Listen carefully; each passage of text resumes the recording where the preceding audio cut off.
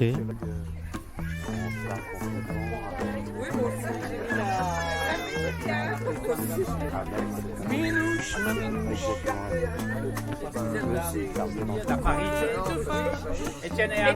On commence comme ça. C'est parti. Je pense qu'aujourd'hui, le contexte est compliqué. Il va falloir qu'on s'attelle aussi à créer encore plus de liens sociaux et de redynamiser ce lien social. Tout un tas de différences qui normalement ne devraient pas se transformer en inégalités. Mais nos sociétés sont ainsi faites qu'un certain nombre de ces différences vont se construire comme étant des inégalités. C'est bien ces chiffres, sur les 577 députés, qui sont à la plus haute représentation, les ouvriers, qui représentent 25% de la population active française, ne sont que 1,1%. Comment ces champs vont fonctionner à la discrimination ? Qu'est-ce que c'est que la justice sociale ? Comment remédier ? Comment corriger ? Comment essayer de lutter contre ces injustices sociales ? Comprendre les inégalités pour mieux lutter contre ces inégalités ? Si personne ne triche, j'aime les rouges qui tâchent. La distribution des équipements, la distribution au niveau de l'aménagement du territoire, des infrastructures, et le fait que, par exemple, quand on est dans des localités comme Saint-Martin, qui sont classées périurbaines, les agglomérations périurbaines souffrent. Plus belle de toutes les bouches, Minouche, sois pas farouche, t'es ma cartouchant. Il y a démocratie aussi quand il y a la possibilité d'agir, quand les gens se sentent la légitimité de faire. C'est de moments comme ça d'association entre les gens là, pour fabriquer ce qui manque et pas être toujours dans l'attente d'un État, d'une institution, d'une municipalité pour répondre à des besoins qui sont connus. Enfin, je veux dire, n'importe qui a besoin de bancs, de tables. On peut aussi la voir comme quelque chose de collectif, la réussite, et comme peut-être qu'on peut rester pauvre, mais se sentir dans une forme de réussite quand dans son quartier on s'anime ensemble, on agit, on change sa situation.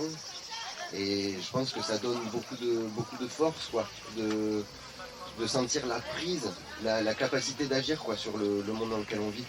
Et voilà. Fabrique d'exclusion, nous devons apprendre, nous, à faire la fabrique d'inclusion. Et ça, c'est quelque chose, en tout cas dans les petits laboratoires que nous sommes dans nos entités de structures, je trouve que c'est passionnant de commencer la matinée, de voir les visages du monde, d'entendre les accents du monde, de voir la diversité de la façon dont les gens croient les choses et appréhendent nos projets dans leur diversité de tout genre. Je trouve ça extraordinaire au travail que les centres sociaux font pour pouvoir vraiment faire en sorte que la société de façon globale soit perçue et vécue comme nous le vivons au quotidien. La démocratie s'affaiblit en excluant une partie du corps social, et le fait de vivre avec les habitants au quotidien dans leur diversité de genre que tu évoquais, d'âge, la pyramide des âges qu'on voit dans nos équipements et tout, c'est vraiment le monde au quotidien tous les jours. Moi je trouve ça d'un plaisir inouï, et c'est important que nous continuions à affirmer cela. Certes, les différences économiques, on a besoin de l'économie pour vivre, mais l'économie ne fait pas tout. C'est à nous de remettre les pendules à l'heure, comme on dit, et dans ces réparations des pendules, eh bien, les centres sociaux jouent une partition singulière qui est le fait de retravailler le lien social, le lien familial, les solidarités, et c'est sur ce, en tout cas, que moi, je m'engage, et mes collègues aussi, dans ces lieux de structure, dans ces lieux-là, s'engagent pour faire en sorte qu'il y ait beaucoup plus d'égalité et moins d'inéquité. Et pourquoi ? Comment faire en sorte que le citoyen redevienne citoyen, qu'émerge une véritable citoyenneté sociale, la problématique sociale et la problématique écologique. Il est temps que justement les populations se réapproprient leur quotidien. C'est la seule solution, la seule possibilité pour reconstruire l'avenir, le présent et l'avenir.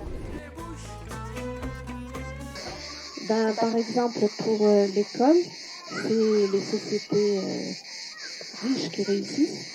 Je trouve que nous avons tous la même chance à l'école. Mes parents n'ont pas étudié, ne savent ni lire ni écrire, mais pourtant ils ont fait des enfants qui ont réussi. Enfin, je sais pas. Je trouve que c'est pas une question de société ou de niveau social ou de quartier ou de. Nous avons tous la même école, le même enseignement, le même programme. C'est vrai que nous, on n'ose pas se présenter. Je n'ai jamais vu un ouvrier se présenter et réussir. On doit s'occuper des enfants, du travail, de la maison, C'est une inégalité. C'est une inégalité. Là, pour ça, je suis d'accord. Parce que si jamais on va... Mais je vous jure qu'on vous écrase. Sur le monde actuel. Et pour moi, l'injustice, le premier nerf de la guerre, on va dire, le nerf de la guerre, c'est l'argent. C'est le système monétaire. Parce que tout est basé sur l'argent, sur le système monétaire. Même le système éducatif, désolé, mais pour moi, on n'apprend pas ce qu'il faudrait apprendre, entre guillemets. Quand vous dites j'ai réussi, qu'est-ce que ça veut dire? Et donc, qu'est-ce qui fait que on soit des individus qui acceptons et qui ne construisons pas ensemble, qui ne co-construisons pas ensemble des formes de résistance. Et que le système est de fait a été construit pour être égalitaire, mais il l'est pas. Il n'est pas équitable. C'est pas vrai, on part pas tous du même point. On n'a pas tous le même capital social et le système il l'exclut des marges de la société et c'est prouvé par des statistiques. C'est-à-dire qu'aujourd'hui elles habitent dans le quartier qui est juste derrière. Elles ont très souvent envie de se retrouver pour parler ensemble. Et il s'avère qu'elles trouvent que dans certains quartiers, des quartiers qui bougent moins, eux ont la chance d'avoir des tables et des bancs pour pouvoir se retrouver et discuter. Alors que finalement, dans leur quartier à elles, qui pourrait bouger un petit peu plus, je dis pas que ça bouge, attention, on ne retrouve pas de bancs, de tables pour qu'elles puissent se réunir et créer du lien social. On est dans un système qui a été construit pour être égalitaire et il marche pas. Et je suis pas d'accord en fait qu'il a été construit pour ça, je crois pas. Et le système il a été fait pour qu'il y ait des gens qui possèdent et des gens qui possèdent pas. Il y a un leurre, parce qu'en réalité la société n'a jamais été fabriquée pour être égalitaire dans la société. Est fracturée, c'est une société qui en vient à une crise terrible du lien social, on n'arrive plus à vivre ensemble. On n'a pas l'impression, vous voyez, avec une augmentation de 6% du coût de la vie en l'espace de 6 mois, de 9 mois, on n'a pas l'impression on demande de la même manière. Eux, pour l'instant, ils ne sont pas du tout impactés par l'augmentation du coût de la vie. Ceux qui touchent plus de 4 000 à revenus individuels supérieurs à 4 000 euros par mois, le coût de la vie, ils s'en rendent pas compte. Comment la société peut, même s'il y a la démocratie représentative, moi je ne remets pas en cause tout cela, comment faire pour que le citoyen puisse quand même s'exprimer et que sa parole soit entendue. Ce que je veux dire, c'est vraiment comment créer des temps de rencontre ensemble, des temps de discussion, parce qu'il faut de la résistance. Ce curseur-là, jusqu'à quel moment on l'accepte? Jusqu'à quel moment on dit non, stop, c'est bon, trop c'est trop, il faut de la résistance.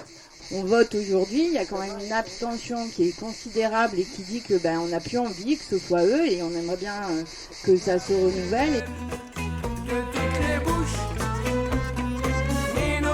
Le nœud de ce débat, c'est-à-dire est-ce que les inégalités sociales sont telles qu'elles empêchent la démocratie de fonctionner? Oui, mais je n'aurais qu'un mot, c'est oui. On crée plein de choses, il y a un grand dynamisme, mais il y a aussi sur le trottoir beaucoup de gens qui sont à genoux. Et cette inégalité-là, comment nos démocraties peuvent l'accepter?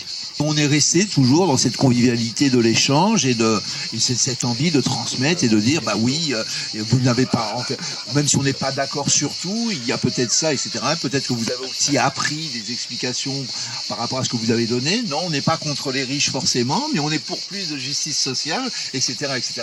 On peut faire du vivre ensemble et c'est ça qui est important. Voilà, merci.